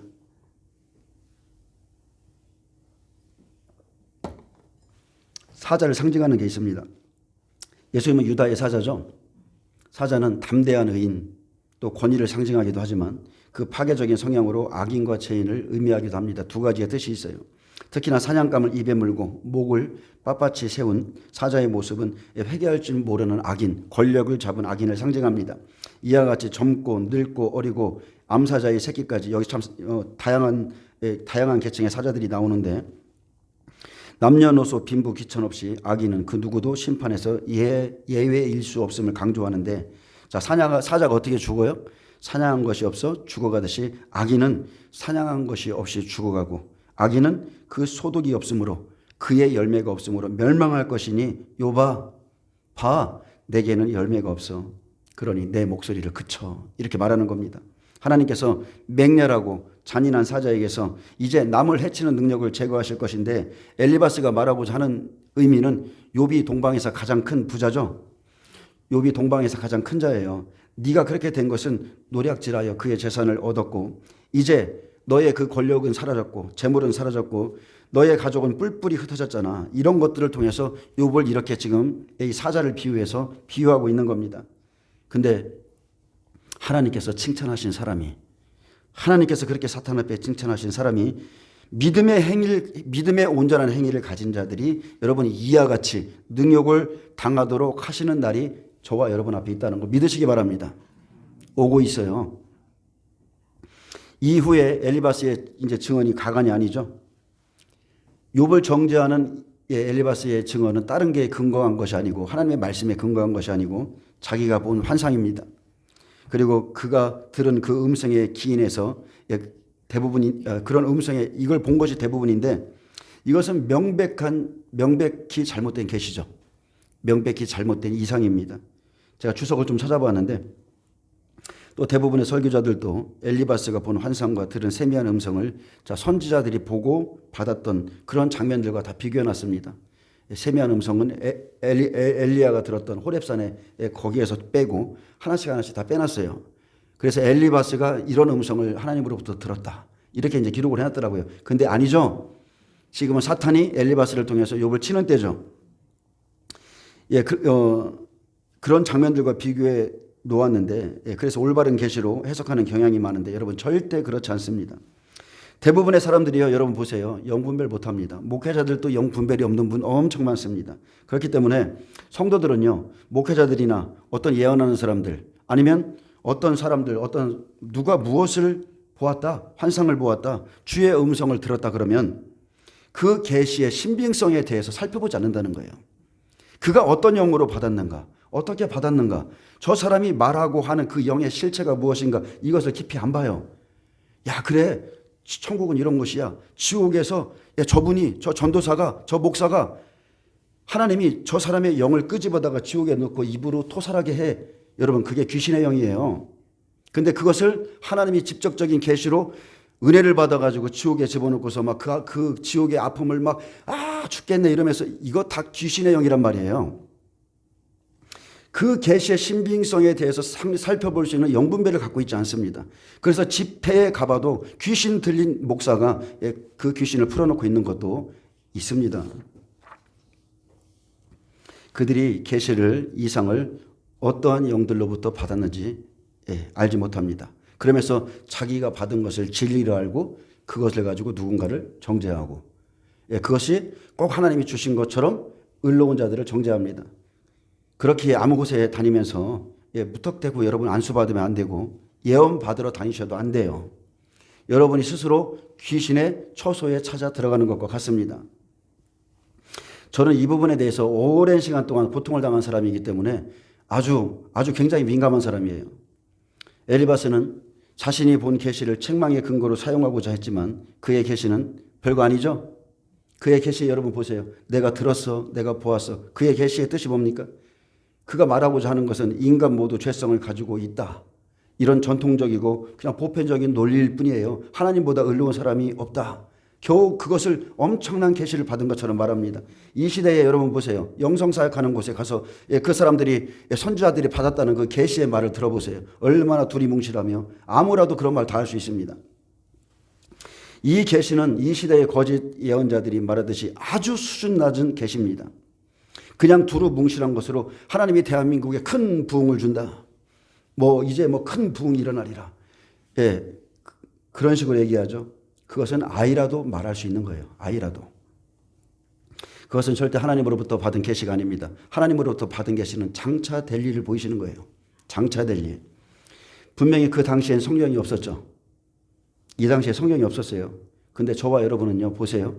이성보다 음성보다 더 의지할 수 있는 하나님의 말씀을 가지고 있다는 겁니다. 그러므로 기록된 말씀을 가지고 성령을 받아서 성령으로 가르치시는 여러분 하나님께 감사하시길 바랍니다. 성령이 오시면 이걸 깨닫게 해요. 영분별이 생겨요. 진리를 가진 자는 진리 때문에 그냥 영분별이 생깁니다. 주석에서는 이 엘리바스가 본 환상과 이상과 이 음성을 뭐라고 했냐면 17절만 신탁으로 본다고 그랬어요. 그래도 17절은 하나님이 주지 않았을까? 이렇게 이제 본다고 기록되어 있는데 아닙니다. 저는 이 모든 계시의 주체가 마귀라고 봅니다.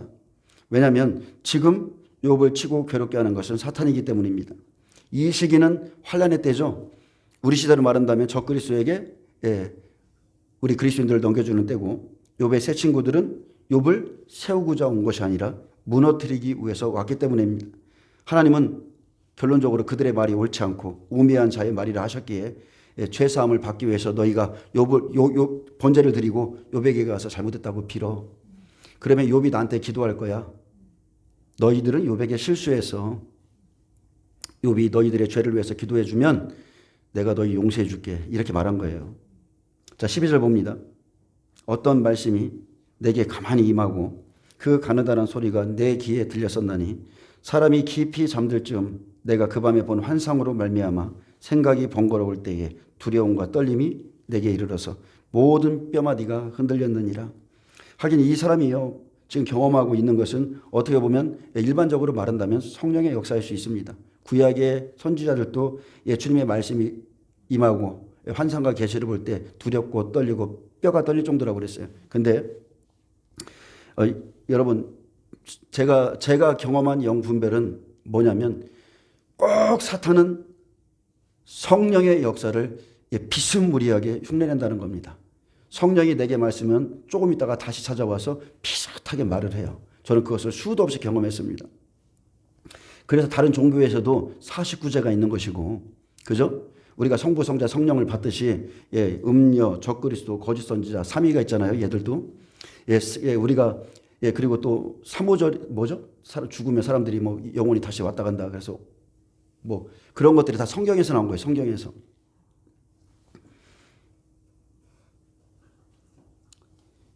엘리바스처럼 말하는 사람들을 좀 많이 봤습니다. 어떤 말씀이 가만히 내게 들렸어. 특별하게 내게 들렸어. 하나님의 은혜인가 봐. 그러면서 호렙산의 엘리야의 음성처럼 내 귀에 가느다란 소리가 들렸다.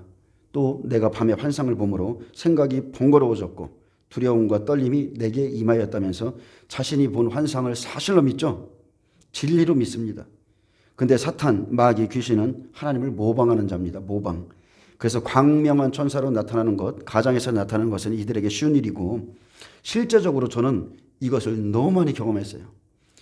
주님이 오셔서 적어라, 사랑하는 아들아, 쭉 적고 제 노트로 이만큼 있어요. 그 당시에 잘못된 영분별이 없어가지고. 근데 우리 안에 내주하시는 성령은 예수님이 말씀하신 대로 장차 될 일을 보이시는 분입니다. 귀가 아닌 내면에 말씀하십니다. 환상은 반드시 말씀과 일치해야 됩니다. 환상을 받았습니까? 주님, 이 말씀이 성경에 있는 어디의 말씀과 같습니까? 라고 물으셔야 돼요. 근데 많은 사람들이 잘못 보고 잘못 듣고 귀신의 소리를 듣고 하나님의 음성을 들었다며 거짓된 것을 말하고 예언합니다. 결국 자기도 멸망하고 남도 멸망시키는데, 제가 아는 사람 중에 어떤 사람은요, 자살하러 산에 갔어요. 도저히 너무 힘들어서 못 견디겠다. 산에 갔다 내려와서 뭘 하겠냐면, 나 능력 받았어 그랬어요. 나 능력 받았어.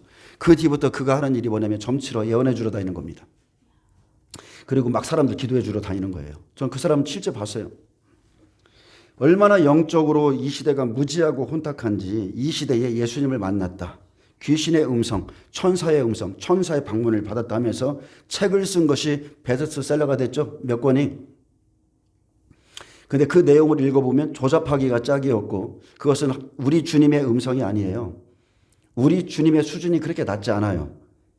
그리고 그들이 말하는 것은 성경에도 없는, 내가 5층 천을 갔다 와서 7층 천을 하나님이 나한테 보이셨어, 이렇게 말해도 그들의 영을 의심하는 것이 아니라, 그들의 환상을 의심하는 것이 아니라, 야, 저 목사님 은혜 받았네, 그대로 믿고 자기만 죄 짓는 것이 아니라 그 책을 사서 읽으라고 여기도 주고 저기도 주고 함께 죄 짓죠. 또 어떤 여자 목사는 생명의 족보에 생명의 족보에 있는 아담과 하와가 지옥에 있는 것을 내가 환상으로 봤다, 그렇게 말하면서 그들이 본 환상을 그대로 믿고 따라가는 사람들. 진리가 없기 때문이죠. 아담과 하와가 지옥에 있습니까? 가죽 옷을 입은 아담과 하와가 지옥에 있어요? 예수님의 족보 거꾸로 올라가면 생명의 족보에 아담 하와 있죠. 그러면 이게 진리와 상충되면 이 사람이 본 것이 잘못된 영으로부터 받은 계시라고 믿어야 되는데, 또 그 사람이 야, 이 시대에 하나님의 인침 받아야 돼, 세마포 옷 입어야 돼 하면 그 집에 따라가죠. 거기 가서 인침 받고 왔다고 자랑하는 거예요. 나 인침 받았어. 또 어떤 분은 내가 기도하면 천사가 내려와서 세마포 옷을 입혀준다, 하나님의 인침 받아라, 이곳에 와서 예복 입어라, 그런 말도 안 되는 미친 집회를 찾아가고. 그래서요, 죄송하지만 진리의 사랑을 받지 않고 불의를 용납하는 자는 하나님께서 미혹의 역사를 그들에게 보내서 거짓 것이 믿어지게 함으로 심판받게 합니다. 거짓 것이 믿어지는 거예요. 왜 멸망합니까? 똑같기에, 진리를 받기 원치 않기에. 아, 이 말씀은 어렵다, 떠나야 되겠다, 나는 환상과 꿈이 더 좋아. 그런데 성경은 예레미야에 분명히 기록했어요. 꿈을 받은 자는 이상을 말할 것이요, 말씀을 받은 자는 말하라고 그랬는데, 결국은 꿈은 하나님이 겨와 비교했습니다. 꿈은 겨다, 말씀은 알곡이다, 이렇게 말했어요. 꿈은요, 부분적인 것만 알려주는 거예요. 부분적인 거, 그때 당시에 하나님이 나에게 뭔가를 계시하지만, 꿈을 받은 자는 하나님의 계획을 말로 할 수가 없어요. 이 시대를 향한 하나님의 계획은 오직 말씀 속에만 있습니다. 말씀 속에. 엘리바스는 이후에 욥에게 내 말을 들으라, 내 모든 말에 귀를 기울이라, 내가 입을 여니 내 혀가 말한다. 하나님의 영이 나를 지으셨고 전능자의 기운이 나를 살리시니 너도 나처럼 할 수 있거든. 일어서서 내게 대답하고 내 앞에 진술하라고, 이렇게 막 권면합니다. 여전히 미친 짓을 하고 있죠. 하나님의 말씀을 들이대고 욥을 세우고 일으켜주는 것이 아니라 나처럼 한번 해봐. 그래서 욥기 33장에 보면 그가 하나님께 계시를 받았다는 말하면서 이렇게 말합니다. 하나님은 한 번 말씀하시고 다시 말씀하시되 사람은 관심이 없도다. 사람이 침상에서 졸며 깊이 잠들 때에나 꿈에나 밤에 환상을 볼 때에 그가 사람의 귀를 여시고 경고로서 두렵게 하시니 이는 사람에게 그의 행실을 버리게 하려 하심이라. 사람의 교만을 막으려 하심이라. 이 말은 다 맞는 것 같습니다. 틀린 말이 아니에요. 그러나 하나님께서 지금 욥을 정죄하기 위해서 이 사람에게 이런 것을 열어주지 않는다는 거죠. 제가 말하는 의미를 좀 아시겠습니까? 사탄이 욥을 치고 있는데, 이 세 친구가 욥을 괴롭게 하고 있는데 하나님이 이들에게 이런 환상을 열어주시겠어요? 이것을 욥에게 말해서 그를 정죄하라고? 아니죠. 사무엘상 28장에 보면 사울이 신접한 여인을 찾아가서 사무엘을 부릅니다. 사무엘을 불러달라고. 근데 그 여인이, 신접한 여인이 사울의 부탁을 받고 이제 그가 이렇게 말하죠. 내가 영이 땅에서 올라오는 것을 보았어. 근데 그의 모양이 한 노인의 모양 같았고 그가 겉옷을 입고 있었어. 이렇게 말하니까 사무엘이 뭐라고 그래요? 즉시 사울이 사무엘인 줄 알아보고 즉시 이제 이 귀신과 대하는 장면이 나오죠. 땅에서 올라온 사무엘, 그와 대하는 장면이 나옵니다. 그래서 저도 이게 굉장히 아이러니했었어요. 처음에 초신자 때 왜 분명히 하나님이 말씀도 않는데, 선지자로부터 말씀도 안 주시고 그에게 어떤 계시도 안 주는데 왜 접신한 여자에게 갔는데 사무엘이 땅에서 올라왔을까? 근데 굉장히 좀 한편으로는 이거 귀신 아닐까 생각을 해봤었는데 맞습니다. 귀신입니다. 나는 심히 다급합니다.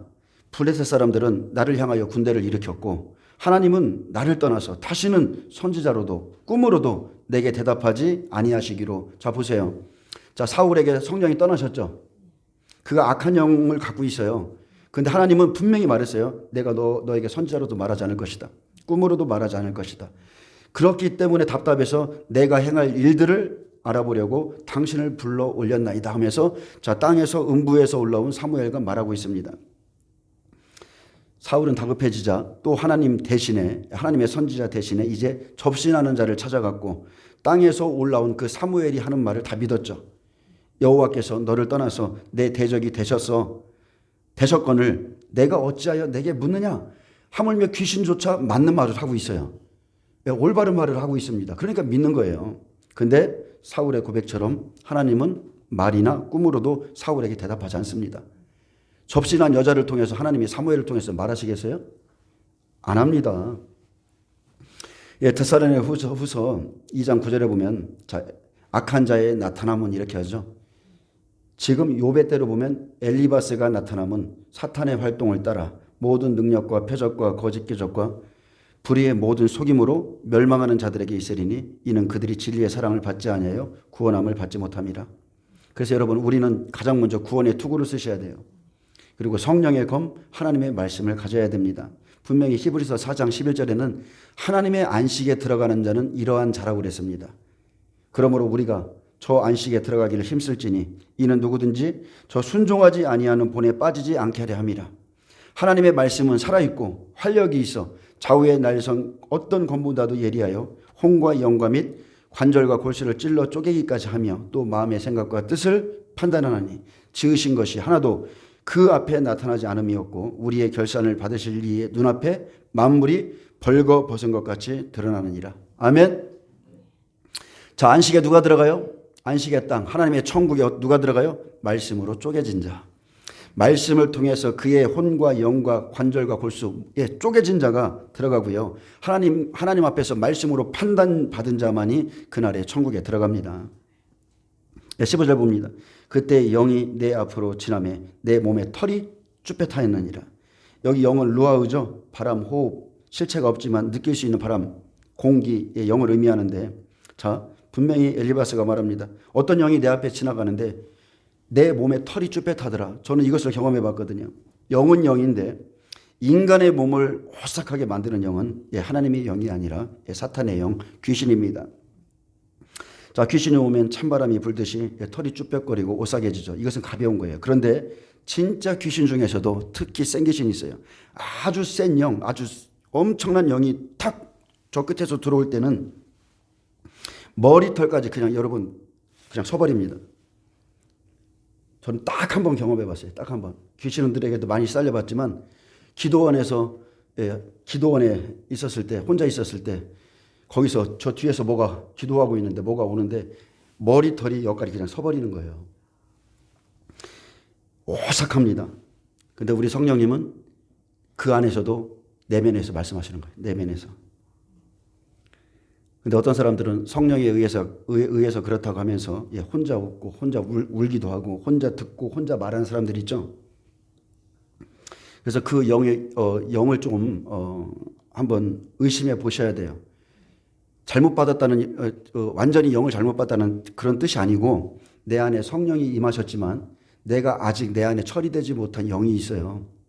그것이 나를 그렇게 만드는 겁니다. 그래서 그거를 한번 정리하셔야 돼요. 아멘. 나를 이렇게 하게 만드는 거룩하지 않는 행실을 하게 만드는 영이 성령이신가? 아니면 다른 영이 나를 지금 이렇게 다른 사람들이 봐도 좀 안 좋게 보일 정도로 나를 만들고 있는가? 이거 분별하셔야 돼요. 하나님은 무질서의 하나님이 아니죠. 질서의 하나님이세요. 영적인 분위기를 주장하시는 분이고 하나님은 거룩한 영이십니다. 근데 하나님의 말씀을 듣고 있는 이 시간에 갑자기 확 뒤집어지고 이상한 소리 내고 몸을 비틀고 막 이런 사람들 그것은 귀신의 영이 움직이는 겁니다. 근데 성령이 하시는 나만이 특별한 은혜를 받은 어떤 걸로 착각하는 거예요. 앞에 있으면 다 보입니다, 여러분. 성령이 임하는 거, 세례 요한이 예수님에게 성령이 임하는 거 보이죠? 여러분에게 성령이 임하는 거 다 보여요. 그래서 그런 분들은 반드시 성령의 열매 중에 자, 마지막 걸 꼭 구하셔야 돼요. 반드시 성령의 열매 중에 절제의 열매를 구하셔야 됩니다. 성령님은 영의 흐름을 혼탁해 하거나 분위기를 절대 깨지 않습니다. 자기는 그런 행동이, 튀는 행동이 멋있다고 생각하지만 남들이 보면 그 영이 잘못되고 있음을 다 보여요. 그런 영들은 예배 가운데 영적 분위기, 영적인 흐름을 다 깨버립니다. 그래서 자기 영을 여러분, 남의 영을 분별하지 마시고 내 영을 분별할 줄 아셔야 돼요. 실제적으로 하나님의 영인가, 사탄의 영인가, 말씀을 통해서 또 진리인가, 비진리인가, 그리고 마지막 제가 뭐라고 그랬어요? 세 번째는 그 사람의 행동. 그 사람의 행동이 깨끗하고 거룩하고 빛이 나고 본받을 정도로 그걸 꼭 분별하시면 됩니다. 자, 16절 보겠습니다. 그 영이 서 있는데 나는 그 형상을 알아보지는 못하여도 오직 한 형상, 모양, 모습, 용모죠. 오직 한 형상이 내 눈앞에 있었느니라. 그때에 내가 조용한 중에 한 목소리를 들으니. 자, 이런 상태에서 한 목소리를 들었습니다. 여기 이 목소리가 뭐냐면 콜이라고 기록되어 있는데 소리쳐 부른다, 우는 소리, 딱딱 소리, 울부짖음, 잡음, 고함, 천둥 소리를 그 조용한 중에 이런 소리를 들었다는 거예요. 내가 하나님의 음성을 들었다 하면서 욥을 빗댑니다. 이제 자, 하나님의 음성을 들었어요. 근데 이제 이 음성을 가지고 뭐냐면 욥을 빗대어서 네가 하나님보다 의로워 이렇게 지금 책망하는 겁니다. 이게 하나님의 뜻입니까? 아니죠. 그가 받은 계시로 사람을 정죄하게 하는 게 우리 하나님의 뜻이에요? 절대 아닙니다. 사람이 어찌 하나님보다 의롭겠느냐? 인생이 어찌 하나님보다 의롭겠느냐? 사람이 어찌 그 창조하신 이보다 성결하겠느냐? 이렇게 그 받은 계시로 욥을 정죄하기 시작하죠. 이 사람이 본 것은 대단한 걸 들은 것도 아니에요. 여러분 예언 받으러 가보세요. 어떤 여자가 와가지고 그 여자 누구예요? 호텔방 빌려가지고 예언해주면서 돈 받고 하나님이 일할 데가 없어서 호텔방에 사겠어요? 그런 여자한테 가서 도대체 무슨 말을 듣습니까? 무슨 말을 듣고 오세요, 여러분? 무슨 말을? 대단한 걸 말하는 것도 아니고 대단한 걸 보고 들은 것도 아니에요. 그냥 이겁니다. 어찌 욥이 네가 하나님보다 의롭겠느냐? 하나님 앞에 의로운 사람이 없다는 것은 여러분 모든 사람이 다 아는 사실이에요. 그런데 하나님이 욥에게 보여주신 것처럼 너에게 이렇게 말하라고 했다는 것처럼 그렇게 말씀하시는 것 같이 욥을 미혹한다는 거예요. 정죄한다는 겁니다. 로마서 3장 10절에 의인은 없나니 하나도 없으며 이거 모르는 사람 아무도 없어요. 그러나 자 보세요. 의인은 없습니다. 하나도 없습니다. 그러나 추수할 때 하나님은 의인을 찾고 계시죠. 소돔성을 멸망할 때 의인들을 찾고 계시죠. 사람은 다 죄 아래에 있지 의인이 없다 말하지만 하나님은 의인을 찾고 계십니다. 의인이 있습니다. 사탄의 목적은 욥이 하나님보다 다른 게 아닙니다. 사탄의 목적은 딱 하나예요. 사탄의 목적은 욥이 하나님보다 더 의로워 보이려고 한다는 거예요. 그거 하나 때문에 미워하고 핍박하는 겁니다. 너 왜 이렇게 의로워? 너 왜 이렇게 내가 쓰러뜨리려고 하는데도 안 넘어가? 너는 왜 그렇게 네가 가진 그 의를 붙잡고 있어? 그러면서 그 하나 때문에 미워하고 핍박하는 겁니다. 신앙생활 잘하는 사람이 있으면 주위에서 시기하죠. 여러분 의인은 고난을 받습니다. 좁은 문 좁은 길 영생의 길로 그들만이 갑니다. 다 가는 길은 넓은 길이에요. 멸망의 길입니다. 그리고 여러분 믿음의 행위와 구원의 행위를 명확히 분별할 줄 아셔야 돼요. 자, 구원의 행위는요. 우리가 구원을 위해서 한 거 아무것도 없습니다. 우리가 예수님을 믿은 것도 아니고 그분이 우리를 택해 주신 것이고요. 우리를 세워주신 것뿐입니다. 근데 그렇게 창세 때부터 우리를 예정하셨고 때가 되매 성령이 오셨고 우리가 예수님을 믿어지게 하셨고 그냥 은혜의 선물로 값없이 우리에게 구원을 주셨어요. 그러나 반드시 그 후에는 믿음의 행위가 있습니다. 욥은요 내 자녀들이 혹시 하나님께 범죄할까 욕되게 할까 즉시 번제를 드렸죠. 그의 행위가 하나님 보시기에 의롭다는 거예요. 하나님이 원하시는 길을 찾아가는 게 믿음의 행위입니다. 여러분 믿음 지키기 쉽습니까 어렵습니까? 믿음만큼 어려운 것이 없습니다. 제사보다 순종하는 것을 하나님이 원하시고 하나님 앞에 그런 순종의 행위가 열매고요. 하나님 말씀에 순종하는 것은 하나님 앞에 온전한 행위의 열매입니다. 자, 18절에 뭐라고 비유하냐면 하나님은 그의 종이라도 그대로 믿지 아니하시고 오히려 믿지 아니하시고 그의 천사라도 미련하다 하시나니. 자, 욥을 빗대어 말하면서 그의 믿음을 비방하고 있습니다. 엘리바스는 죽어야 될 인간이 어찌 하나님보다 의로우며 천사보다 더 성결할 수 있느냐며 욥을 책망합니다. 하나님은 그의 종을 그대로 믿지도 않고 하물며 그의 거룩한 천사라도 미련하다 하시는데 하물며 흙집에 살며 티끌로 털을 삼고 하루살이 앞에서라도 무너질 자이겠느냐? 하루살이에게 눌려 죽을 자에게 그렇게 하시겠느냐? 그는 인간이 존귀한 존재지만 거룩한 천사들과 비교해 볼 때 얼마나 보잘것없는 존재며 비천한 존재인지를 비유했습니다. 여러분, 천사들은 우리처럼 몸이 없어요. 흙집이 없습니다. 티끌이 아니에요. 그들은 고결한 영입니다. 그러나 인간의 영혼은 흙집에 삽니다. 천사들은 견고합니다. 천사들은 자유로워요. 인간의 몸이란 여러분은 흙집과 같습니다. 쉽게 말하면 인간의 영혼은 어디에 갇혀 있는 거죠? 그게 흙집이고 그 몸은 우리 영혼의 먹구름이고 방해물입니다. 즉 우리의 몸은 영혼을 가두는 감옥이라 볼 수 있어요. 그래서 하나님이 우리에게 고난을 주면 여기서 나오지도 못하고 그 상태에서 몸과 영혼이 함께 고통받는 거예요. 하물며 흙집에 살며 티끌로 털을 삼고, 이 말은 자, 흙집은 육체죠. 티끌은 죄 가운데 사는 자를 의미합니다. 인간이 거하는 흙으로 만든 집은 티끌로 털을 삼고 있습니다. 우리는 단지 티끌 위에 서 있기에 인간은 하루살이의 길에도 눌려 죽을 자라고 말합니다. 엘리바스는 쉽게 말하면 이거죠. 욥이 부정하기 때문에 하루살이의 믿음과 같다. 욥의 믿음을, 온전한 믿음을 비방합니다. 하지만 욥기 1장 1절 보세요. 하나님 앞에서 믿음의 행위를 지켜왔기 때문에 욥같이 의로운 자가 없다 했습니다. 그 사람은 온전하고 정직하고 하나님을 경외하며 악에서 떠난 자더라. 20절에 이렇게 말씀을 맺는데요. 아침과 저녁 사이에 부스러져 가루가 되며 영원히 사라지되 기억하는 자가 없으리라. 생각하는 자가 없으리라. 아침에 태어나 저녁에 죽는 것 같은 그런 인생이, 그런 짧은 인생이 어떻게 하나님 앞에서 자기 의를, 너의 의를 주장할 수 있냐, 그런 뜻이 내포되어 있습니다. 피조물이 어찌 하나님 앞에 신뢰를 받으며 하찮은 인간의 죽음을 누가 과연 주목하겠느냐. 그러니 욥아, 이제 그만하고 돌아서라. 인간은 죽어야 될 운명을 가지고 있다. 내가 이렇게 고집부리다 죽으면 너는 지혜가 없어서 죽는 거야. 이렇게 말하는 거예요. 장막줄이 그들에게서 뽑히지 아니하겠느냐? 그들이 지혜가 없이 죽느니라. 지혜가 없어 죽는다는 겁니다. 성경에서 장막은 인간의 육체를 상징하고요. 줄은 그것을 지탱하고 있는 생명을 가리킵니다. 그래서 장막을 지탱하고 있는 줄을 뽑을 때에 그 장막이 무너지는 것 같이 하나님께서 육체에서 생명을 거두어 갈 때 인간은 죽을 수밖에 없는 비천한 존재라는 것을 빗대어서 욥이 하나님을 아는 지혜가 없어서 죽는다, 죽을 것이다 말하고 있는 거예요. 이토록 비천하고 약하며 어리석고 죄 많으며 이렇게 죽어가는 피조물이 어떻게 하나님보다 의로우며 창조하신 분보다 성결하다 하느냐. 욥아, 넌 이런 지혜가 없어 죽어. 잘못된 의를 가지고 있어. 너 환난 전에 했던 그런 것들 다 포기해. 제가 말하는 요점을 좀 이해하시겠어요? 환난이 임하기 전에 그는 인정을 받았어요. 그는 성전과 제단과 그 안에서 경배하는 자예요. 뜰신앙이 아니란 말이에요. 근데 뜰신앙, 하나님은 말쟁이를 찾는 게 아니에요. 하나님은 의인을 찾고 계십니다.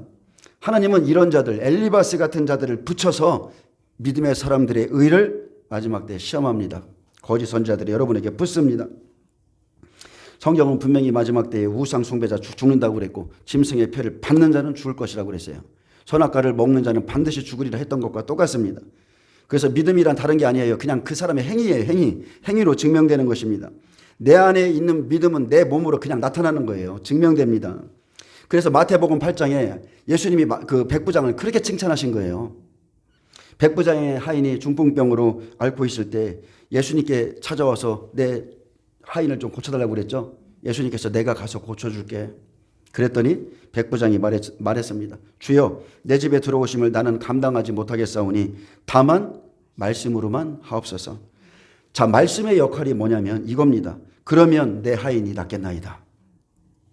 나도 남의 수하에 있는 사람이요 내 아래에도 군사가 있으니 이더러 가라 하면 가고 순종하죠. 오라 하면 오고 내 종도로 이것을 하라 하면 하나이다. 이게 믿음의 행위인 거예요. 백부장은 이 믿음을 가졌다는 거예요. 그래서 이스라엘 중에 이만한 믿음을 가진 자를 본 적이 없다는 겁니다. 하나님의 모든 약속이 믿음의 행위 없이 이루어지는 것이 하나 없습니다. 믿음의 행위가 나오셔야 돼요. 여러분 예배도 믿음의 행위예요. 기도하는 것도 믿음의 행위예요. 말로만 하나님 사랑한다. 어림도 없습니다. 욥기 4장에서 엘리바스 같은 거짓 선지자들이 욥에게 하듯이 이제 조롱하고 시험하는 때가 오는데 그때가 바로 오나팔 5개월 환란의 모양을 지금 욥을 통해서 보여줍니다. 네, 이제 말씀을 맺겠습니다. 거짓 선지자들은 여러분에게 이렇게 미혹할 수 있습니다. 야, 죽은 자에게 경배하는 것이 우상 숭배이지 살아있는 저 동상에게, 저 그리스도의 동상에게 경배하는 게 무슨 우상 숭배냐. 네, 그렇게 말할 거예요. 그러나 여러분 아셔야 돼요. 저 그리스도는 살아있으나 하나님을 대신하여 높임받고 있죠. 사탄이 예수님 앞에 나타나서 나에게 경배하라고 그랬죠. 그에게 절하는 것은 여러분 우상 숭배입니다. 분명히 예레미야에 보면 목석, 우성, 금은, 돌, 그 무엇으로도 만든 우상에게 절하는 것은 그것은 다 우상 숭배라고 그랬습니다. 그래서 저 그리스도를 하나님이라고 우상 숭배하게 하고 666 짐승의 표를 받게 할 것인데 이 모든 것 두 가지를 하는 사람은 반드시 지옥 갑니다. 반드시 정령 죽습니다. 그래서 마지막 때 마지막까지 우리가 지켜야 될 믿음의 행위는요. 가장 큰 믿음의 행위는 우상에게 경배하지 마라. 짐승의 표를 절대 받지 마라. 매매할 수 없을지라도 절대 받지 마라. 오나팔에서부터 이 시전이 우리에게 시작됩니다. 아멘. 그대로 믿으시고 의인들에게 환란이 오고 있다는 걸 믿으시고 그렇게 준비하시기를 예수님의 이름으로 축복합니다. 기도합니다. 주님 감사합니다. 이 시대는 하나님은 의인들이 고난받을 것을 말하지 않기 때문에 의인들이 고난을 받을 것이라 말하면 잘못됐다고 말하고 있습니다. 그러나 이 메시지를 듣는 모든 분들이 하나님의 말씀을 신뢰하고 준비할 수 있는 귀한 믿음을 허락하여 주옵소서. 감사하며 예수님의 이름으로 기도합니다.